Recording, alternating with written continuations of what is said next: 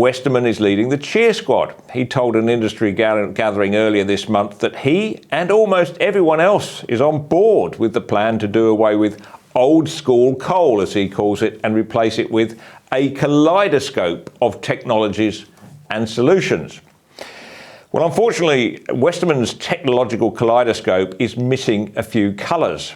It doesn't include zero or close to zero technologies like carbon capture and storage, for instance, or biofuels, geothermal, conventional nuclear, or small modular reactors.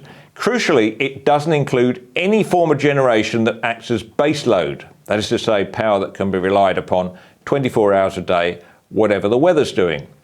It might also be helpful if Westerman told us a little bit more about how AEMO expects to achieve this incredible target against such hard deadlines, while at the same time doing its most important day job, which is to match supply with demand in 5-minute segments every day of the year. Running an entire continent with wind and water and solar alone is an interesting thought experiment. Theoretically, it could be done if resources were unlimited, technology ripens in time, the social license is assured, and adverse consequences are ignored. Yet each of those constraints is considerable, and prudence dictates that the market operator, that's the body that Westerman leads, should explore other paths through reducing emissions. They should learn perhaps from countries like Finland, Canada, France, where grids already run with emissions of 15% or less. That's better than the target that Boeing has for 2030, and they're doing it already.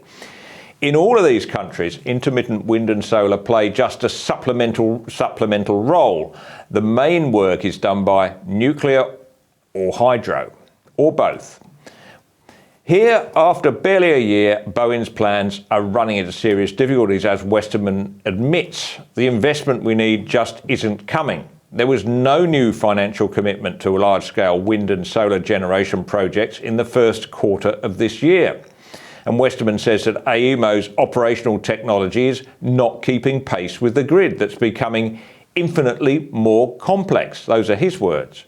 And that's before we even consider the transmission system, which Westerman says is becoming gridlocked because there's too much renewable energy at certain parts of the day. We've already reached peak renewables, in other words. The links between Victoria and New South Wales and Victoria and Tasmania are running at their limits for 42% and 57% of the time from January to March. That means they have to curtail renewable energy generation, and that's increasing. The curtailment is increasing by 40%. That means they cut it off because they simply can't get it from A to B. Coal generators, meanwhile, are falling like skittles. New South Wales' largest plant, Eraring, is scheduled to close in 2 years, and Westerman warns that almost 2/3 of coal generation, I'll repeat that, 2/3 of coal generation could be gone by the decade's end. Westerman insists that AEMO's integrated systems plan, if he calls it, setting out the path and timetable for transmission, remains credible. Yet his rhetoric casts doubt on that. He said, "We're attempting to stitch together a new system with a vast number of smaller generators, storage and firming technologies, and 3.5 million rooftop solar panels." Well, when the energy market operator starts using phrases like "stitch together" in a scripted speech, it's hard to suppress the image of an electricity system that's falling apart at the seams. Perhaps the naysayers who pointed to the obvious drawbacks of relying on weather-dependent renewable energy generation weren't so stupid after all.